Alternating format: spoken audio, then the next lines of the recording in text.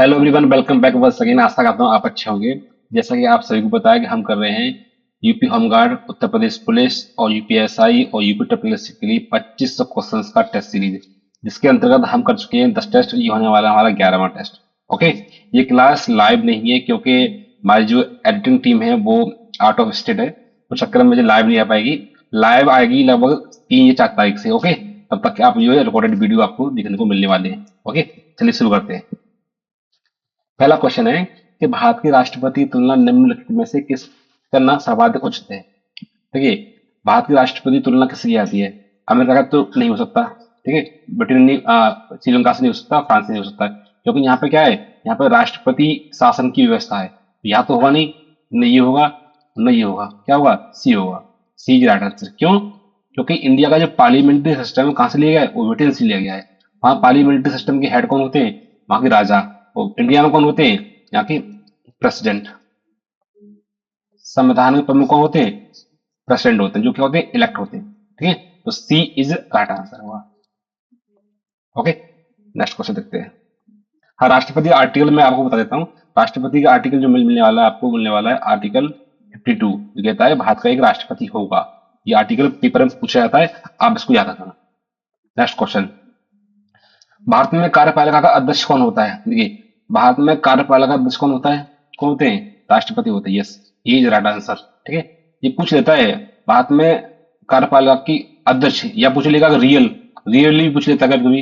Real कौन होंगे? ये होते हैं हमारे पीएम। ठीक है, और जो नामात्र होते हैं कौन होते हैं? होते हैं भारत के राष्ट्रपति। ठीक है, तो इसका क्या होगा? ये इज राइट आंसर।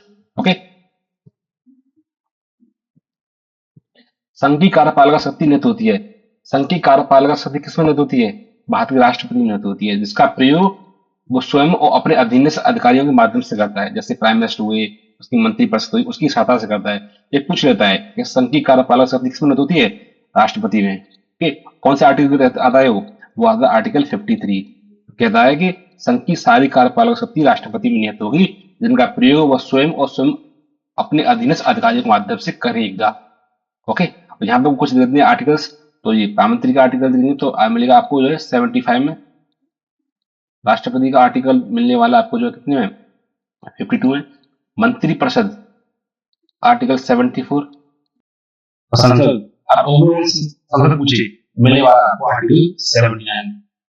हमने बताया कि पार्लियामेंट दो होती है, एक होती है लोकसभा और दूसरी होती है राज्यसभा। तो लोकसभा कौन सा आर्टिकल मिलती है बताइए? आर्टिकल 81। ठीक है, और राज्यसभा मिलती है आपको आर्टिकल 80। ये दोनों आप याद रखना। आर्टिकल से बार-बार ऐसे लिखूंगा ताकि आपको आर्टिकल्स याद रहे। ओके, नेक्स्ट, भारत का राष्ट्रपति क्या है? राज्य का प्रधान होता है? राज्य का प्रधान नहीं है, केवल सरकार का प्रधान है। राज्य और सरकार दोनों का प्रधान है। बताइए, तो इसका सही आंसर क्या होगा? हेड ऑफ द स्टेट होते हैं। कौन होते हैं? भारत के राष्ट्रपति। क्या होगा? ये इज राइट आंसर। राज्य के प्रमुख होते हैं, सरकार के प्रमुख नहीं होते। सरकार का प्रमुख होता है भारत का प्रधानमंत्री। ये आपको याद रखना है। कौन? पीएम साहब होते हैं। अब राज्य की बात आएगी, कौन? राज्य का मतलब यहाँ यूपी बिहार नहीं है, राज्य मतलब देश। ठीक है, तो कौन होंगे? भारत के राष्ट्रपति होते हैं। तो राष्ट्रपति का आर्टिकल लिख देते हैं। भारत का राष्ट्रपति आर्टिकल कितना है? 52। ओके, तो ए इज राइट आंसर। ये पेपर में पूछा है कई बार, खासकर वनडे एग्जाम में। राइट, चले नेक्स्ट क्वेश्चन। भारतीय संविधान के अनुसार देश का प्रथम नागरिक कौन होता है? According to the Indian constitution, who is the first citizen of the country? ये बेसिक क्वेश्चन है, वो बच्चा बच्चा जानता है। कौन होता है? राष्ट्रपति होते हैं। राष्ट्रपति का आर्टिकल देख लेते हैं। राष्ट्रपति का आर्टिकल है 52। लोकसभा अध्यक्ष की देख लेते हैं। लोकसभा अध्यक्ष का आर्टिकल है 93। उपराष्ट्रपति का आर्टिकल दे देते हैं, आर्टिकल 63। और प्रधानमंत्री का आर्टिकल दे देते हैं, आर्टिकल 75 में उनका उल्लेख किया गया है। ठीक है, आप जो ये आर्टिकल्स आपको बार बार मतलब जो है याद हो रहे होंगे। ठीक है, कोई दिक्कत हो तो बताइए, कमेंट सेक्शन में बताइए जरा। ठीक है, नेक्स्ट क्वेश्चन।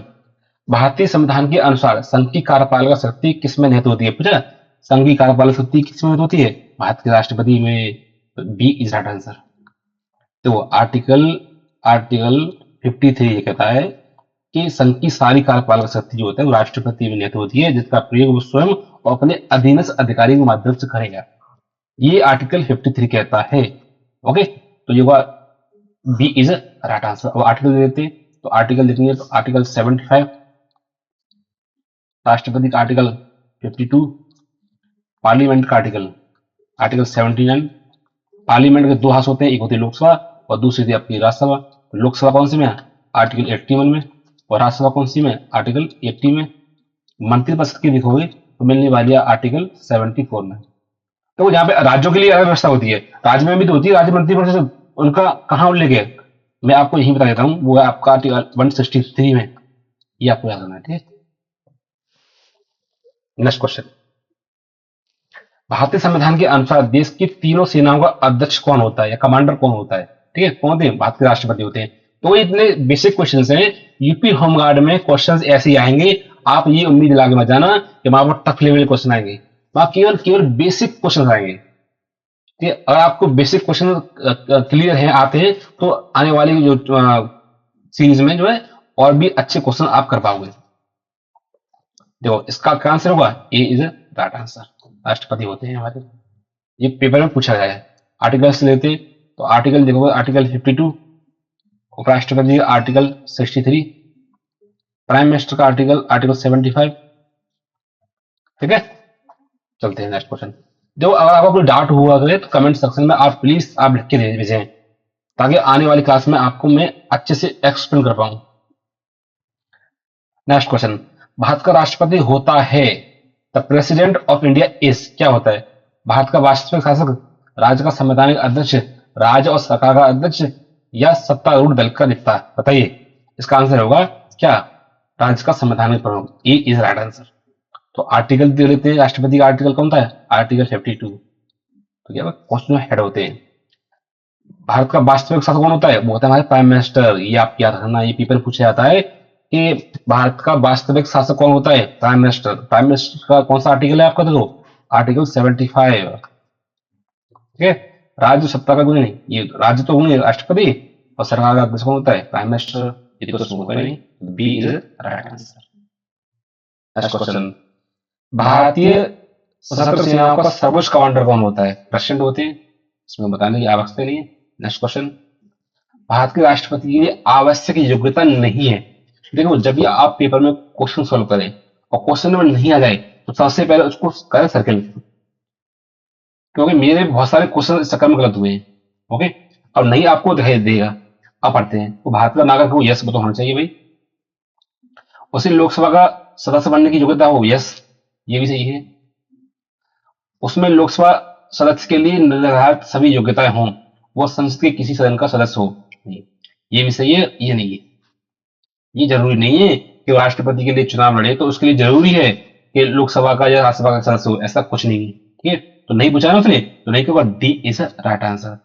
अब राष्ट्रपति की योग्यता कौन सा आर्टिकल में? ये पूछ लेता है, कौन सा आर्टिकल है वो? आर्टिकल 58 में उनका उल्लेख किया गया है, राष्ट्रपति पद के लिए क्या क्या योग्यता होनी चाहिए, वो आर्टिकल 52 में उल्लेख किया गया है। चले नेक्स्ट क्वेश्चन, भारत के राष्ट्रपति निर्वाचित होने के पात्र बनने के लिए किसी व्यक्ति की आयु कम से कम कितनी होनी चाहिए? कितनी चाहिए? 35 ईयर। ये आपको याद है। देखो मैं थोड़ा बताता हूँ आपको। देखिए अगर आप प्रधानी के चुनाव लड़ते हैं, जो होता है ना गाँव में प्रधानी होती है ग्राम पंचायत, उसमें होना चाहिए आपको 21 ईयर्स। अगर आप लोकसभा का सदस्य बनने हैं तो आपकी आयु होनी चाहिए 75 ईयर। ठीक है, अगर राज्यसभा का बनने हैं, तुम राज्यसभा का एमपी बनने जा रहे हैं, तो आपकी होनी चाहिए 30 ईयर। अगर आप बनने चाह रहे हैं भारत के राष्ट्रपति, तो राष्ट्रपति बनने के लिए 35 ईयर आपकी एज होनी ही चाहिए। इसमें कंफ्यूजन मत होना, ठीक है, ये आप याद रखना। ये लोकसभा के लिए और ये राज्यसभा के लिए और ये हमारे प्रेसिडेंट के लिए। नेक्स्ट क्वेश्चन, राष्ट्रपति पद के उम्मीदवार के लिए अधिकतम आयु कितनी होनी चाहिए? तो अधिकतम आयु की बात करें तो कोई लिमिट नहीं है, ठीक है, कोई भी हो सकता है, 60 साल हो सकता है, 65 साल हो सकता है, 70 साल का भी हो सकता है, ऐसा कुछ नहीं होता है। मिनिमम एज दे रखी है, मिनिमम कितनी होती है? 35 ईयर। अगर आप राष्ट्रपति के रूप में निर्वाचित होना चाहते हैं तो आपकी उम्र 35 साल होनी चाहिए, लेकिन अधिकतम नहीं है, कोई डी इज राइट आंसर। राष्ट्रपति का आर्टिकल तो आपको पता ही होगा, राष्ट्रपति का आर्टिकल कौन सा है? 52। नेक्स्ट क्वेश्चन, एक व्यक्ति राष्ट्रपति पद के लिए अधिकतम कितनी बार निर्वाचित हो सकता है, बताइए। देखो, एक व्यक्ति कितनी बार निर्वाचित हो सकता है, कोई लिमिट संविधान में नहीं दे रखी है। ये 2 बार 3 बार बकवास दे रखा है, और डी इज कोई लिमिट्स में नहीं दे रखी है। ये आपको याद रखना, ये पेपर में पूछ लेता है कभी। Okay, next question. राष्ट्रपति का निर्वाचन किस प्रकार से होता है? राष्ट्रपति का निर्वाचन किस प्रकार से होता है? तो प्रत्यक्ष रूप से नहीं, अप्रत्यक्ष रूप से yes. B is right answer. देखो, इसका मतलब क्या होता है, देखो राष्ट्रपति का चुनाव होता है ना, राष्ट्रपति का मैं आपको थोड़ा बता देता हूँ, शॉर्ट में बताऊंगा। अगर आपको लॉन्ग जानना है ना, तो मैंने इस पे एक सेपरेट वीडियो बनाया हुआ है, आप वहां आके देख सकते हो। राष्ट्रपति का चुनाव होता है वो लोकसभा प्लस राज्यसभा प्लस राज्यों की विधानसभा, राज्यों की स्टेट लेजिस्लेटिव असेंबली और संघ शासित प्रदेश। कौन कौन से? एक पांडिचेरी है और दिल्ली है, ओके, और जम्मू कश्मीर है। तो उनकी मतलब यूटी लेजिस्लेटिव असेंबली, इन लोगों के जो निर्वाचित सदस्य होते हैं, कौन निर्वाचित इलेक्टेड होते हैं, वही राष्ट्रपति के चुनाव में भाग लेते हैं। ठीक है, अब इनके नीचे होते हैं कौन? हम और आप, पब्लिक, जनता होती है इसके नीचे। ठीक है, इनके भी नीचे होती है जनता, होती है, इनको चुनती है जनता, यहाँ पे बैठी होती है।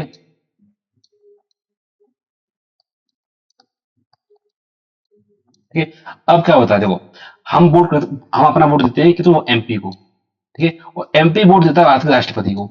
तो हम क्या करें, इनडायरेक्टली वोट दे रहे हैं राष्ट्रपति को, हम डायरेक्टली वोट में हिस्सा नहीं ले रहे, वोटिंग में हिस्सा नहीं ले रहे, लेकिन हम चुन रहे हैं अपने एमपी को, लोकसभा के एमपी को। लोकसभा के एमपी चुनना किसको? भारत के राष्ट्रपति को। इसी को बोला जाता है इनडायरेक्ट इलेक्शन। मतलब इलेक्शन हो रहा है जनता के माध्यम से ही, लेकिन डायरेक्ट नहीं हो रहा है। हम पहले चुन रहे हैं आपके एमपी को, ठीक है, एमपी चुनना किसको? भारत के राष्ट्रपति को। इसी का बोला जाता है अप्रत्यक्ष मतदान। क्या बी इज राइट आंसर। तो कौन कौन सा आर्टिकल है वो देखो, अगर आर्टिकल की बात करोगे, आर्टिकल आप देखो 54 और आर्टिकल आपको 55। आर्टिकल 54 में दे रखा है कि उसके मुताबिक कौन कौन शामिल होगा और किस तरीके से किया जाएगा, उसका उल्लेख किया गया आर्टिकल 55 में। ओके, तो B is right answer. I hope आप समझ गए होंगे कि इनडायरेक्ट इलेक्शन क्या होता है, अप्रत्यक्ष मतदान क्या होता है। और राष्ट्रपति का आर्टिकल्स मत भूलना, आर्टिकल 52। मैं आशा करता हूं कि आपको ये याद हो गया होगा। चलांगे नेक्स्ट क्वेश्चन। राष्ट्रपति पद के निर्वाचन हेतु कौन सी पद्धति अपनाई जाती है? कौन सी अपनाई जाती है? अनुपातित प्रतिनिधित्व पद्धति, एकल संकरीय, एकल हस्तांतरीय मत। Yes, D is right answer. मैंने इसमें पूरा सेपरेट डिटेल वीडियो बनाया हुआ है कि ये क्या होता है और ये क्या होता है। एक पॉइंट ये है और दूसरा पॉइंट है, एक कॉन्सेप्ट है पूरा, यहाँ बताऊंगा तो लंबा पड़ जाएगा आपको। मैंने सेपरेट वीडियो बनाया हुआ है, अगर आपको डाउट हो तो आप आगे देख सकते हो। इसका आंसर क्या होगा? D is right answer. राष्ट्रपति पद के चुनाव संबंधी विवाद का निपटान किसके द्वारा किया जाता है? तो राष्ट्रपति का चुनाव होता है, अगर उसमें संबंधित कोई विवाद उत्पन्न होता है तो उसका क्या हुआ? डी, सर्वोच्च न्यायालय करता है। और सर्वोच्च न्यायालय का क्या है, ये तरीका बेसिस अधिकार है, मतलब हाईकोर्ट उसकी सुनवाई नहीं कर सकता है। कौन करेगा? सुप्रीम कोर्ट ही करेगा। और आर्टिकल देख लेते हैं, तो आर्टिकल है वो 71, जो कहता है कि राष्ट्रपति उपराष्ट्रपति के चुनाव संबंधी विवाद होगा, उसकी सुनवाई कौन करेगा? Supreme court of India, Bharat का सर्वोच्च न्यायालय। ओके, चलिए नेक्स्ट क्वेश्चन। राष्ट्रपति के चुनाव के लिए प्रस्तावक एवं अनुमोदक की न्यूनतम संख्या कितनी होती है? Very very important question. ये दिल्ली पुलिस में क्वेश्चन आ चुका है, मैंने खुद देखा है। ठीक है, तो क्या होगा? सी इज राइट आंसर। 50 प्रस्तावक होने चाहिए और 50 अनुमोदक होने चाहिए। अगर मैं उपराष्ट्रपति बात करूं तो 20 प्रस्तावक होने चाहिए और 20 क्या होने? अनुमोदक होने चाहिए। ये मत भूलना दोनों का। राष्ट्रपति के लिए 50-50 होना आवश्यक है और उपराष्ट्रपति के लिए 20-20 होना आवश्यक है। तो C is right answer. Next question. Bharat का राष्ट्रपति निर्वाचित होने के लिए निम्नलिखित में से कौन सी बात आवश्यक नहीं है? मैंने कहा आपसे कि जब नहीं हो तो उसको करते सर्किल। कौन सी आवश्यक नहीं है? वो भारत का नागरिक को यस ये तो होना चाहिए, तो उसकी आयु 35 वर्ष हो चुकी हो, यस ये भी आवश्यक है। लोकसभा सदस्य निर्वाचित होने की योग्यता रखता हो, यस ये भी सही है। ठीक है, और कोई लाभ पद धारण किए हो, यस ये डी।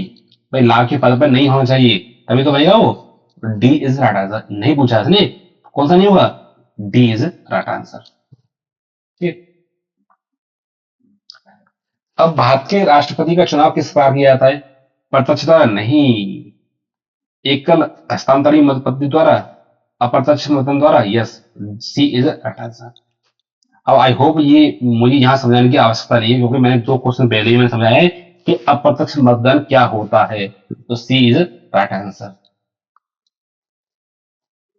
राष्ट्रपति पद का चुनाव संपन्न किया जाता है लोकसभा द्वारा, प्रधानमंत्री द्वारा, निर्वाचन आयोग द्वारा, संसदीय मामलों के मंत्री द्वारा। देखिए, राष्ट्रपति का चुनाव जो होता है वो करवाया जाता है इलेक्शन कमीशन ऑफ इंडिया द्वारा, निर्वाचन आयोग द्वारा। ठीक है, तो कौन सा आर्टिकल है वो?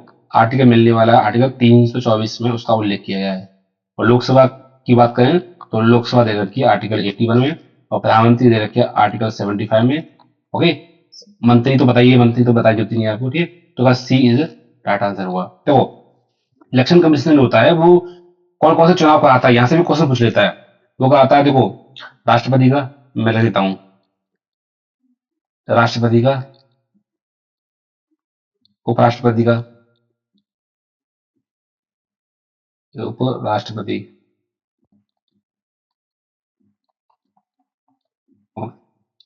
एमपी जो हम सांसद बोलते हैं, सांसद। और उसमें दोनों सांसद हैं, लोकसभा भी है और राज्यसभा भी है। राज्य की विधानसभा, राज्य की विधानसभा सभा है, इनकी चुनाव भी कौन कराता है? निर्वाचन आयोग। अगर आपसे पूछ लिया है कि पंचायतों का चुनाव कौन कराता है, तो पंचायतों का चुनाव कराने के लिए अलग से व्यवस्था की गई है भारतीय संविधान में। ये भी आपको पता होना चाहिए। वो की गई है आर्टिकल 243 के में, उसका उल्लेख है। इसका नाम होता है राज्य निर्वाचन आयोग। राज्य निर्वाचन आयोग, ये भी एक प्रकार की संवैधानिक आयोग है, धारणा ये भी और ये भी, क्योंकि संविधान में इनका उल्लेख किया गया है। तो पंचायतों के चुनाव होते हैं ना, पंचायतों की या नगर पालिकाओं की, तो वो राज्य वो निर्वाचन आयोग नहीं कराता है, उनके लिए अलग से व्यवस्था की संविधान में। इसका नाम है राज्य निर्वाचन आयोग। संविधान के आर्टिकल 243 के में उसका उल्लेख किया गया है। ओके, यहाँ तो कोई डाउट हो तो प्लीज कमेंट सेक्शन में लिखें। ये आपको लिखना है। कौन सा? पंचायतें, पंचायत नंबर 1। दूसरा होता है बुला जाता है नगर पालिकाएं, नगर पालिकाएं। तो आपको याद रखना है क्या हुआ? C is right answer. Next question. तो ये मैंने इसलिए बताया आपको कि यहाँ से क्वेश्चन बार बार पूछा जाता है। देखिएगा कि निर्वाचन आयोग जो है किस प्रकार के चुनाव नहीं कराता है या कराता है, तो याद रखना कि लोकल बॉडीज के चुनाव जो होता है वो निर्वाचन आयोग नहीं कराता है, उसके लिए अलग से व्यवस्था है, जिसका नाम है राज्य निर्वाचन आयोग। आपके लिए क्वेश्चन और है कि पंचायतों संबंधी जो प्रबंध है कौन से संविधान संशोधन द्वारा जोड़ा गया था, ये आपको कमेंट सेक्शन में बताना है मुझे। Okay, next question. भारत में कितने चुनाव में अनुपातिक प्रतिनिधित्व चुनाव प्रणाली अपनाई जाती है? कौन चुनाव है? देखो, नहीं अपनाई जाती क्या है? क्या है? भारत में कितने, सॉरी, भारत में किन के चुनाव में अनुपातिक प्रतिनिधित्व चुनाव प्रणाली अपनाई जाती है? तो ये हुआ राष्ट्रपति, D is right answer. Okay, अब इसमें सभी होगा वैसे तो देखा जाए तो यार, लेकिन इसमें क्वेश्चन गलत है, पता नहीं क्या है। हाँ हाँ सर, नहीं, डी इज राइट आंसर होगा, डी इज राइट आंसर। इसी में तो होता है राष्ट्रपति के चुनाव में। अब कैसे होता है, क्या होता है, वो मैंने स्कूल वीडियो बनाया हुआ है, वहां पे आप जाके देख लेना।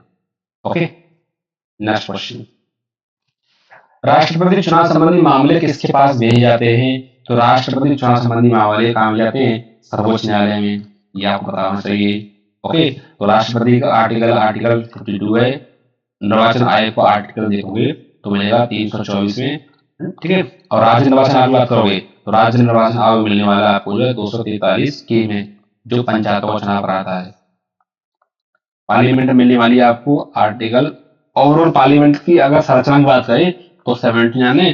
अलग अलग हाउस की बात करें, अगर लोकसभा की बात करें या राज्यसभा की बात करें तो उनके लिए अलग से व्यवस्था है आर्टिकल 81, और इसके लिए व्यवस्था है आर्टिकल 80 में, इसका उल्लेख किया गया है राज्यसभा का। सर्वोच्च न्यायालय की बात करोगे तो मिलने वाले आपको जो है आर्टिकल 124 में। उपराष्ट्रपति की बात करोगे तो मिलने वाले आपको आर्टिकल 63 में। चला आगे, नेक्स्ट क्वेश्चन।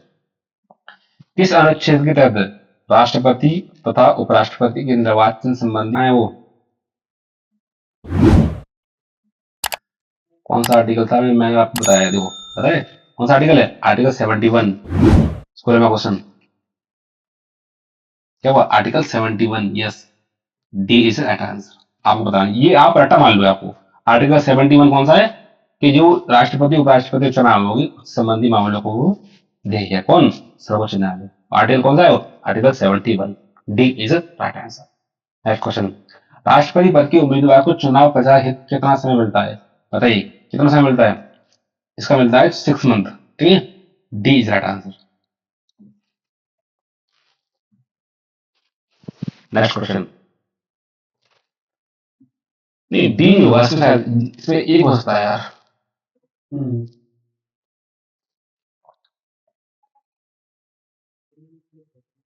इसमें 1 मंथ होगा, सॉरी सॉरी सॉरी सॉरी, मुझे याद आ गया, ये इज राइट आंसर होगा। नेक्स्ट क्वेश्चन, भारत के राष्ट्रपति का कार्यकाल कितने वर्षों के लिए होता है, तो भारत के राष्ट्रपति का कार्यकाल कितना होता है, 5 वर्ष के लिए होता है, बी इज राइट आंसर। मतलब राष्ट्रपति जब अपना पद ग्रहण करते हैं उस तिथि से लेकर 5 साल तक जो उनका कार्यकाल होता है, ठीक है, तो बी इज राइट आंसर। किस अन्य क्षेत्र के तहत राष्ट्रपति अपने पद भार ग्रहण करने की तिथि से 5 वर्ष की अवधि तक अपने पद पर बने रहते हैं, जो कितना इंटरेस्टिंग क्वेश्चन उसने पूछा है, मैंने पीछे आपको बताया है, उसके अनुसार ही काम करता है। कौन सा आर्टिकल हुआ, आर्टिकल 56, केवल आर्टिकल 56 में उनका कार्यकाल दे रखा है, बी इज राइट आंसर, ये आपको याद करना है। तो मैं इनको बता दूं, आर्टिकल 54 में दे रखा है उनका निर्वाचन मंडल, निर्वाचन निर्वाचन मंडल, मतलब कौन कौन शामिल होगा कौन कौन शामिल नहीं होगा। आर्टिकल 56 में दिया है कार्यकाल, कार्यकाल। आर्टिकल 57 में दे रखा है उनकी पात्रता है, मतलब पुनर्निर्वाचित होने के लिए पात्रता, मतलब री इलेक्ट, मतलब क्या वो हिंदी बोलते हैं उसको, जो है हिंदी क्या बोलते हैं पता नहीं, पुनर्निर्वाचन बोलते हैं, हाँ पुनर्निर्वाचन हिंदी में उसको बोलते हैं। आर्टिकल 58 में क्या है, आर्टिकल 58 में उसकी योग्यता है, और आर्टिकल 59 में क्या है, उनकी शर्तें, पद की शर्तें, आपको इसको भी याद कर लेना। और एक और याद कर लेना, आर्टिकल 61 जो वेरी वेरी इंपॉर्टेंट है, क्या है, महाभियोग की बात करता है, महाभियोग की बात करता है, इम्पीचमेंट बोलते हैं इंग्लिश को। आई होप आपको ये आर्टिकल समझ आ गया होगा। नेक्स्ट क्वेश्चन देखते हैं, राष्ट्रपति चुनाव के लिए निर्वाचन मंडल में कौन कौन शामिल होते हैं, मतलब निर्वाचन मंडल का मतलब क्या होता है बता आपको, निर्वाचन मंडल का मतलब होता है कि उसमें कौन कौन हिस्सा लेगा कौन कौन हिस्सा नहीं लेगा, इसका मतलब ये होता है, ये दे रखा है किसमें, ये दे रखा है आर्टिकल 54 में। और राष्ट्रपति कौन सा आर्टिकल देखे, तो राष्ट्रपति देखे आर्टिकल 52 में।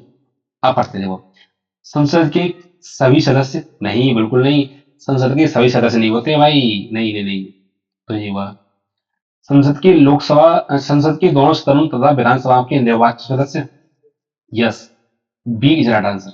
मैं क्या बोला, लोकसभा प्लस राज्यसभा प्लस राज्य की विधानसभा, स्टेट असेंबली, और यूटी की लेजिस्लेटिव असेंबली के निर्वाचित सदस्य, केवल केवल निर्वाचित, जो सदस्य निर्वाचित होते हैं वही हिस्सा लेते हैं इसमें, चंद सदस्य राष्ट्रपति के चुनाव में, इसमें जो मनोनीत होते हैं राष्ट्रपति के माध्यम से या राज्यपाल के माध्यम से वो इसमें हिस्सा नहीं लेते हैं, ये आपको याद करना है।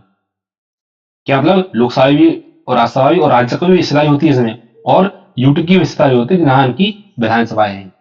कितनी विधानसभाएं हैं, एक जी एंड के है, एंड दूसरी पंडिचेरी है, तीसरा दिल्ली, 3 विधानसभाएं, तीनों ही भाग लेती है राष्ट्रपति के चुनाव में, ठीक है।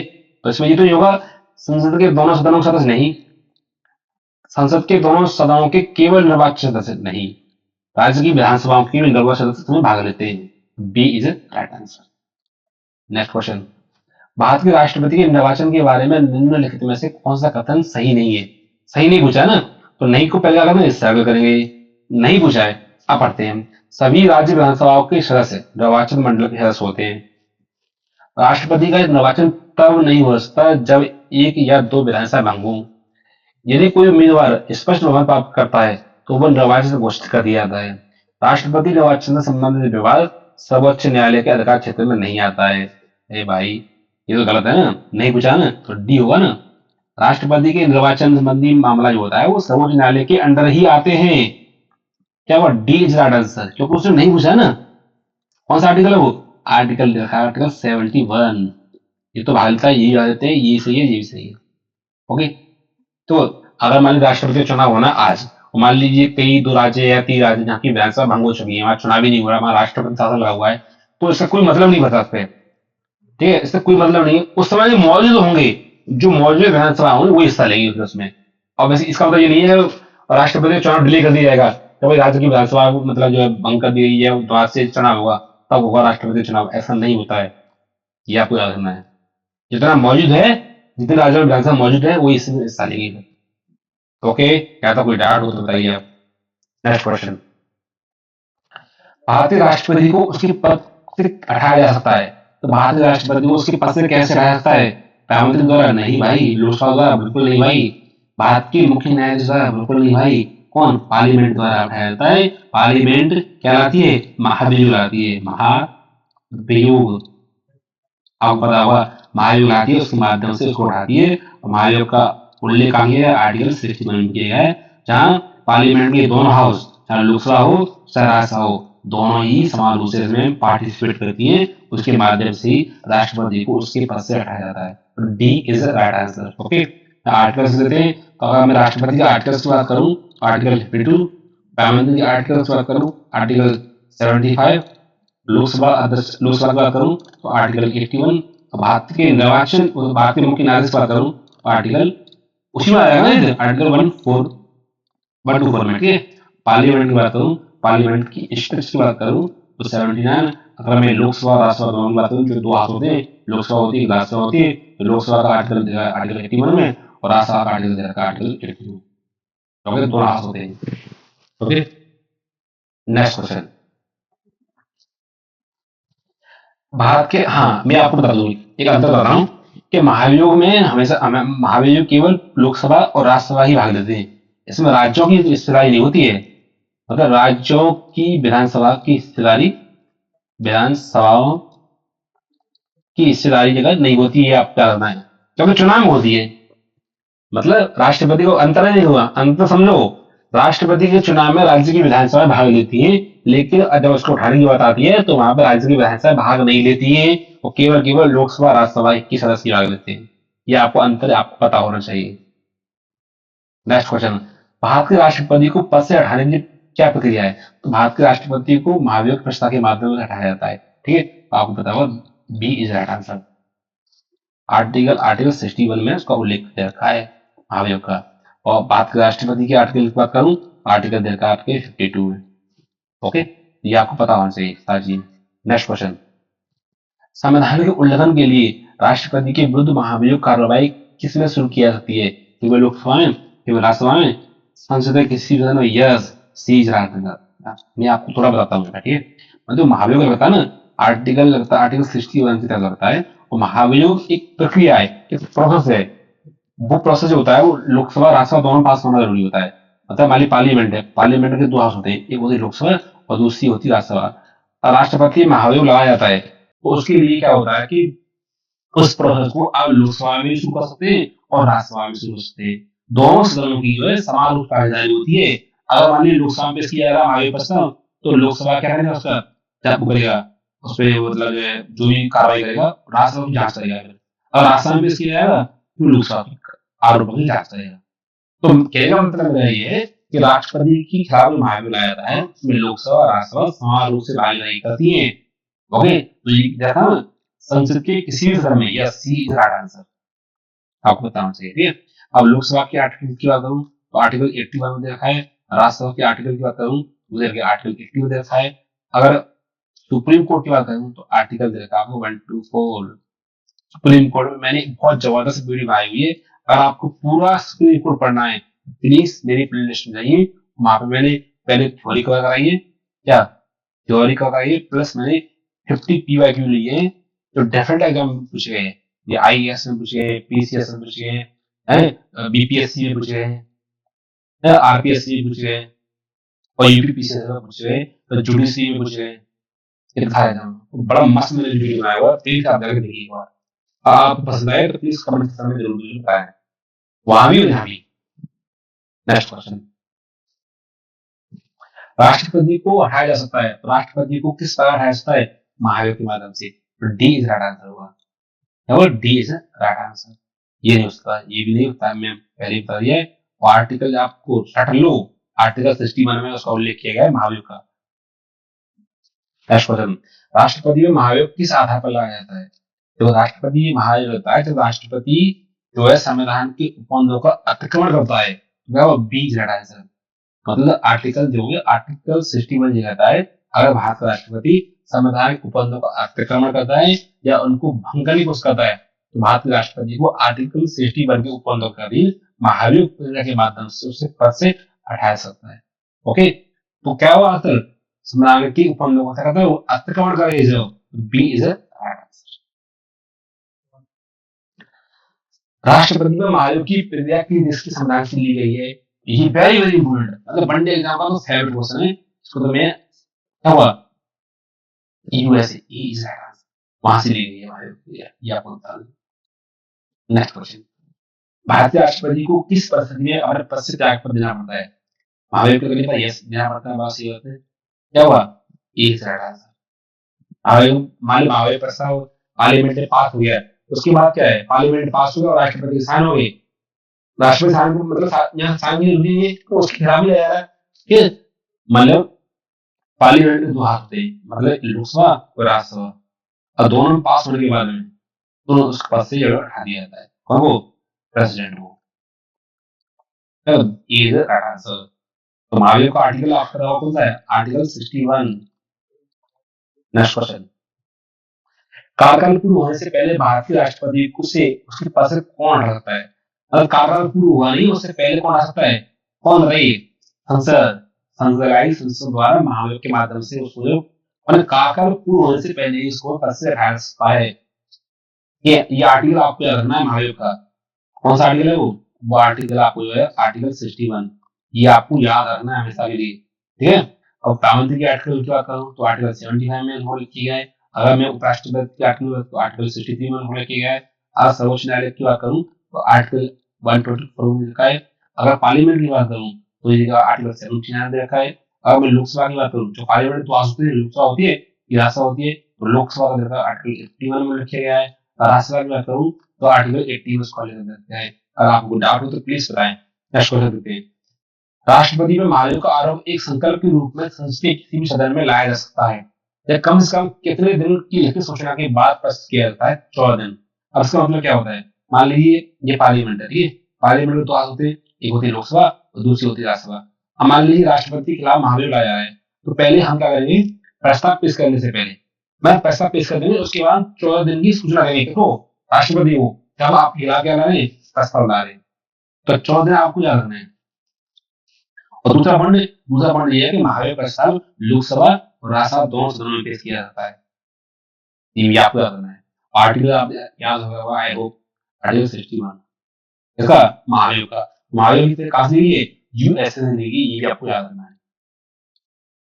और तीसरी बात ये आपको याद रखनी है कि महाभियोग की क्रिया में राज्य की भूमिका नहीं होती है, राज्य की जो विधानसभा होती है उनकी कोई भूमिका नहीं होती है, जबकि उनके चुनाव में भूमिका होती है।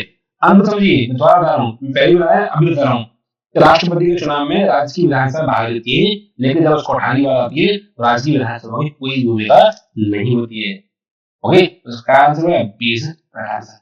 नेक्स्ट क्वेश्चन, संसद में राष्ट्रपति के विरुद्ध महाभियोग प्रस्ताव पास करने के लिए कितने सदस्यों का समर्थन चाहिए होता है? तो राष्ट्रपति पे जो महाभियोग करता है वो स्पेशल मेजोरिटी से पास होना आवश्यक है। स्पेशल मेजोरिटी उसको बोलते हैं क्या? विशेष बहुमत, स्पेशल मेजोरिटी। अब स्पेशल मेजोरिटी क्या होती है? उपस्थित और मतदान भागने वाले सदस्यों का कम से कम 2/3। यस, ये आंसर। मतलब उस समय जिस समय महाभियोग प्रस्ताव आया है उस समय कितने मौजूद हैं, उसका 2/3 है। ये नहीं मतलब हमारी लोकसभा मतलब कितने होते हैं, लोकसभा में होते हैं 543, अब इसका 2/3 लाना है नहीं। महाभियोग प्रस्ताव पेश किया उस समय कितने मौजूद हैं हमारे मेंबर, उनका 2/3 लेंगे जिन्होंने मतदान भाग लिया है। आई होप आपको समझ आएगा। और is right answer. Next question, भारतीय राष्ट्रपति को कार्यावधि की समाप्ति से पूर्व पद से हटाया सकता है, किस माध्यम से? महाभियोग के माध्यम से। जो राष्ट्रपति का पद होता है उसकी पद ग्रहण करने की जो डेट होती है उससे होता है मान लीजिए 5 साल तक। 5 ईयर तक होता है। अब 5 साल से पहले उसको जो है 3 तरीके से उसको हटा सकता है। एक तो क्या हुआ, कार्यकाल पूरा हो जाए, कार्यकाल 5 साल हो गया, चलो हट जाओ, दोबारा कोई दूसरा राष्ट्रपति आएगा। दूसरा होता है कि वो अपना त्याग पत्र दे दे। राष्ट्रपति अपना त्याग पत्र किसको देता है, उपराष्ट्रपति को देता है, ऐसा कर सकता है। तीसरा तरीका है महाभियोग के माध्यम से। तो 3 तरीके होते हैं जिससे राष्ट्रपति को उससे पद से हटाया जा सकता है। तो सी इज राइट आंसर। इसका मैं आर्टिकल आपको बता दूं, आर्टिकल 61, मतलब आर्टिकल 61 का उल्लेख किया गया है। कहां से लिया गया है, यूएसए से। ये सारे क्वेश्चन इंपॉर्टेंट हैं और यही होमगार्ड में आने वाले हैं। आप देख लेना पेपर जो हो। किसी व्यक्ति के राष्ट्रपति के रूप में चुनाव को अवैध घोषित की जाने की स्थिति में उसके द्वारा अपना चुनाव अवैध घोषित किए जाने से पूर्व किए कार्य क्या होते हैं। इसका मतलब ये होता है, लंबी लैंग्वेज है लेकिन मैं आपको बताऊं ये तुम्हें, कि राष्ट्रपति का चुनाव हो गया, ठीक है। अब आज जो चुनाव हुआ आज दिन मान लीजिए, अब 2 महीने बाद क्या हुआ, सुप्रीम कोर्ट ने कहा कि आपका चुनाव तो अवैध है, गलत तरीके से किया है। तो आपके 2 महीने में जो भी आपने काम किए जाएंगे वो हमेशा के लिए वैध माने जाएंगे। सुप्रीम कोर्ट उनको जो है इनवैलिड नहीं कर सकता, अवैध नहीं कर सकता, ठीक है। तो अवैध चुनाव अवैध घोषित करने से पहले जो भी आपने काम किए होंगे राष्ट्रपति के रूप में, वो क्या माने जाएंगे, सब वैध माने जाएंगे। वैध मतलब वैलिड, क्या ये पूर्ण वैध होंगे। जैसे B is right answer. Next question है, भारत के राष्ट्रपति को महाभियोग द्वारा हटाया जा सकता है, परंतु इस प्रक्रिया को दोषपूर्ण कहा जाता है, क्योंकि इस प्रक्रिया में कौन सा दोष है, दोष पूछा है। क्या दोष है, राष्ट्रपति के निर्वाचन में राज्य की विधानसभा सदस्य भाग लेते हैं पर महाभियोग में उन्हें अवसर नहीं मिलता। बात सही है, बात सही, यही ऐसा है। मैं इसको नहीं मानूंगा, एक राइट आंसर हुआ। मैंने आपको बताया ना, राष्ट्रपति चुनाव में भाग लेती है राज्य की विधानसभा में, लेकिन उसको हटाने भाग लेती है, ये कंफ्यूज होना, ये बहुत इंपॉर्टेंट क्वेश्चन है, ठीक है। दूसरा पढ़ लेते हैं, महाभियोग में व्यवस्था है कि सदन में एक सदन आरोप लगाता है और दूसरा सदन की जांच करता है। ये तो मैं आपको बताइए, ये तो सही है। राष्ट्रपति राज्यसभा की रिक्त स्थान पर अपने समर्थकों को मनोनीत कर 2/3 बहुमत से महाभियोग फिर कर सकता है। राष्ट्रपति को लोकसभा भंग करने का अधिकार है। जो ये तो संविधान में लिखा हुआ है ना, ये तो संविधान में लिखा हुआ है आर्टिकल 75 में, सॉरी 85 में, तो 85 में लिखा हुआ है कि सरकार जब तक बनी रहेगी जब तक उसको लोकसभा में बहुमत मिलता है। बहुमत अगर नहीं हो तो प्रधानमंत्री राष्ट्रपति से बोलता है, भाई मुझे बहुमत नहीं मिल रहा है लोकसभा में, आप प्लीज जो है लोकसभा भंग कर दो। और चुनाव की डेट आगे वाले चुनाव की डेट जो है आगे से शुरू किया दी है, मतलब घोषित किया दी है, ठीक है। अब फिर दोष पूछा है, दोष की बात करोगे उसमें क्या होगा, ये होगा इसमें सी, सी रहना सर। ये नहीं हुआ, पता क्यों नहीं हुआ, मैं थोड़ा समझ गया था उसको, ये नहीं हुआ, दोष बुझाई तो संविधान में लिखा हुआ ना, आर्टिकल 61 में लिखा हुआ है, तो ये दोष कहाँ हुआ, दोष तो ये हुआ ना, राष्ट्रपति राज्यसभा में रिक्त स्थानों पर अपने समर्थकों को मनोनीत कर 2/3 बहुमत से महाभियोग कर सकता है। नहीं कर सकता क्योंकि राष्ट्रपति उन्हीं लोगों को क्या करता है, मनोनीत करता है जिनको जो प्रधानमंत्री कहते हैं। तो सी इज राइट आंसर, ठीक है, सी इज राइट आंसर। राष्ट्रपति को निम्नलिखित में कौन क्रमांक शपथ दिलाता है, बताइए। राष्ट्रपति कौन शपथ दिलाता है, राष्ट्रपति शपथ दिलाते हैं chief justice of India, is right answer. ये आपको पता होना चाहिए। और कौन सा आर्टिकल है, आर्टिकल कौन से आर्टिकल के तहत भारत के मुख्य न्यायाधीश राष्ट्रपति को शपथ दिलाते हैं, उसका आर्टिकल का नाम है आर्टिकल 60। ये भी आपको याद रखना है, आर्टिकल 60। और भारत के राष्ट्रपति का आर्टिकल 52 है, प्रधानमंत्री का आर्टिकल 75 है, राष्ट्रपति का आर्टिकल जो है तो आर्टिकल 63 है। अगर काउंसिल ऑफ मिनिस्टर्स की बात करोगे तो आपको दे देता है आर्टिकल 74। और राज्य की जो मंत्रिपरिषद की बात करोगे तो वो दे देता है आर्टिकल 163 में। नेक्स्ट क्वेश्चन, राष्ट्रपति संविधान में किस अनुच्छेद के तहत भारत के मुख्य न्यायाधीश की शपथ ग्रहण करते हैं, कौन सा आर्टिकल है, आर्टिकल 60। ये तो मैंने अभी बताया है पीछे। दो, मैं आर्टिकल इसलिए लिखता हूँ ताकि आपको आर्टिकल याद रहे। और क्वेश्चन देखो, नेक्स्ट क्वेश्चन वही है, नेक्स्ट क्वेश्चन वही है जो पहले मैंने आपको बताया है, आर्टिकल 60। ओके, मुख्य न्यायाधीश की अनुपस्थिति में राष्ट्रपति किसकी शपथ देता है। देखो, राष्ट्रपति को शपथ कौन लाता है, मुख्य न्यायाधीश। अगर मान लो वो एब्सेंट है तो कौन दिलाएगा, तो सीनियर मोस्ट जज होंगे इसके सुप्रीम कोर्ट की, वो दिलाएंगे। तो डी इज आंसर। आर्टिकल आपको पता होगा, आर्टिकल आपको याद होना चाहिए। आर्टिकल कौन सा है, आर्टिकल 60 के तहत है, 60 मतलब 60 के तहत जो है भारत के मुख्य न्यायाधीश राष्ट्रपति को शपथ दिलाते हैं, ये आपको पता होगा। अब देखो आर्टिकल 63 में उपराष्ट्रपति है। मानवाधिकार की बात करूं तो मानवाधिकार कौन सा आर्टिकल में बताइए? आर्टिकल 76 में रखें। लोकसभा अध्यक्ष की बात करोगे आर्टिकल 93 में रखें, और इसकी बात करोगे तो आप बताइए सर्वोच्च न्यायालय आर्टिकल 21 पर विस्तार हो। उस स्थिति में उनकी कार्यभार का कौन ग्रहण करता है? कौन ग्रहण करता है? वो देश सी, सर्वोच्च न्यायालय की मुख्य न्यायाधीश, ये आपको पता होना चाहिए। तो सी इज आंसर। देखो अब आर्टिकल देते हैं। आर्टिकल राज्यपाल का आर्टिकल आपको पता होगा, आर्टिकल 153 में तो कहता है कि हर राज्य का एक राज्यपाल होगा। प्रधानमंत्री का आर्टिकल आपको बताइए, आर्टिकल 70 है। नेक्स्ट क्वेश्चन, यदि राष्ट्रपति त्यागपत्र देना चाहे तो अपना त्यागपत्र किसे संबोधित करेंगे? तो राष्ट्रपति अपना त्यागपत्र किसे दे? उपराष्ट्रपति देते हैं। किसको देते हैं? उपराष्ट्रपति। अब आर्टिकल आपको बताना है कि कौन सा आर्टिकल जिसके तहत जो है वो अपना त्यागपत्र किसको देते हैं? उपराष्ट्रपति। तो जो आर्टिकल देते हैं तो आर्टिकल यहाँ देखोगे, आर्टिकल आपका 75 उपराष्ट्रपति आर्टिकल, आर्टिकल स्टेशनरी। और लोकसभा अध्यक्ष की बात करूं तो आर्टिकल 93। अब भारत के मुख्य न्यायाधीश बात करोगे तो आर्टिकल 124 में कर लिखे गया है। देखिए राष्ट्रपति होते हैं जो हिंदी बताता हूँ, राष्ट्रपति अब अपना त्यागपत्र किसको देते हैं? बोलते हैं उपराष्ट्रपति को, उपराष्ट्रपति को। और उपराष्ट्रपति किसको देते हैं? राष्ट्रपति को। जो उल्टा है दूसरे का, राष्ट्रपति उपराष्ट्रपति देंगे, उपराष्ट्रपति राष्ट्रपति देंगे। अब वो आर्टिकल पूछिए तो आर्टिकल आपको लगाना है आर्टिकल 69 से 9 उल्टा है दूसरे का। तो आई होप इससे आपको याद रहेगा। चलाए नेक्स्ट क्वेश्चन देते हैं, राष्ट्रपति के त्यागपत्र की सूचना उपराष्ट्रपति किसको देता है? तो राष्ट्रपति के त्यागपत्र की सूचना उपराष्ट्रपति किसको देगा? प्रधानमंत्री को सही होता है, ये बोलेगा, ये आंसर। नेक्स्ट क्वेश्चन, एक ही समय में यदि राष्ट्रपति उपराष्ट्रपति दोनों पद रिक्त हो जाएं तो राष्ट्रपति की कर्तव्यों का निर्वहन कौन करेगा? ऐसी बात कौन करेगा? भारत के मुख्य न्यायाधीश करेंगे। क्या हुआ?